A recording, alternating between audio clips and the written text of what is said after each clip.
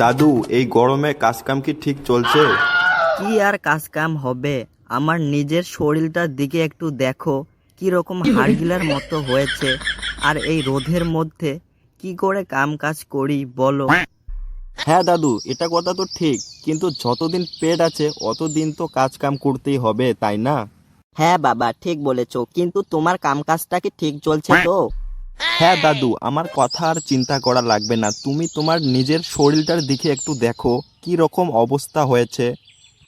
ঠিক বলেছো বাবা, কি আর করব, মনটা তো চাচ্ছে কত কিছু খাবার, কিন্তু হাতে তো এক টাকাও নেই। কি আর করব বলো? ও এই কথা, তাহলে ঠিক আছে, আজকে আমি তোমার বাড়িতে 1 কেজি পাঁঠার মাংস পাঠিয়ে দেব। আজকে তুমি বসে বসে খাবে। একদিনের জন্য পাঁঠার মাংস খেয়ে আমার শরীরটা আর হাতির মতো হবে না। ওই একদিনের জন্য আমি মাংস খেতে চাই না, লাগবে না। দাদুকে দেখে একটু মায়া লাগলো, তার জন্য 1 কেজি মাংস কিনে দিতে চেয়েছি, কিন্তু দাদু বলছে যে একদিনের জন্য লাগবে না। ওকে কি ডেইলি ডেইলি এনে মাংস কিনে দিতে হবে? এত টাকা আমার নেই। বাবা কিছু বলেছো?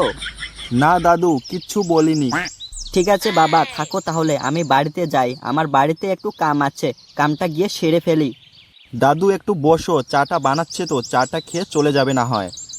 না বাবা, আজকে আর সময় নেই, অন্য দিন খাবো। দাদু একটু অন্যরকম হয়ে গেছে, আগে তো এমন করছিল না। আবার হঠাৎ করে কে আবার কল করছে দেখি। হ্যালো। সোনা, আমি বলছি। হ্যাঁ হ্যাঁ বলো সোনা, কি বলতে চাও?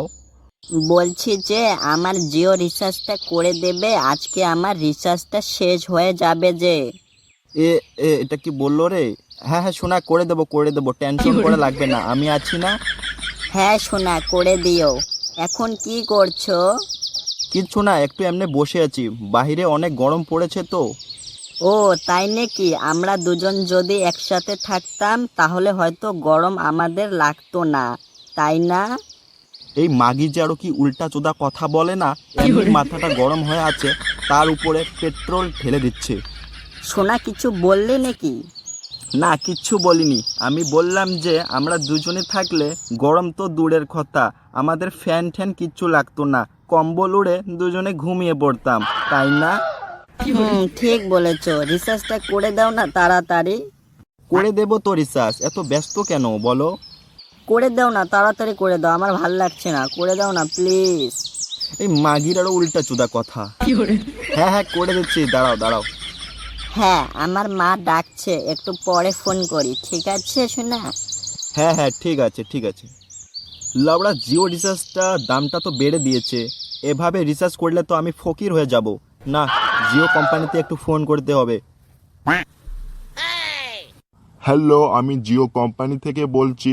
আপনাদের যদি কিছু সমস্যা থাকে তাহলে ওগুলো আমার সাথে শেয়ার করতে পারেন। হ্যাঁ অবশ্যই শেয়ার করব, বলছি যে জিও রিচার্জটা এত দাম বেড়ে যাওয়ার কারণটা কি একটু জানতে পারি? অবশ্যই জানতে পারেন। মুকেশ আম্বানির ব্যাটার বিও লেগেছে, একটু টাকা শর্ট পড়েছে, তার কারণে জিও রিচার্জটা একটু দাম বেড়ে দিয়েছে। কিছু প্রবলেম আছে? খানকির ছেলে, জিও রিচার্জের দামটা বেড়ে গেছে আর বলছে কিছু প্রবলেম আছে নাকি? ভাই এত টাকা করে যদি আমরা মাসে দিয়ে থাকি তাহলে হয়তো আমি ফকিরে হয়ে যাব। তোমার আর জিও রিচার্জ করা লাগবে না, মোবাইল থেকে সিমটা খুলে ভেঙে ফেলো।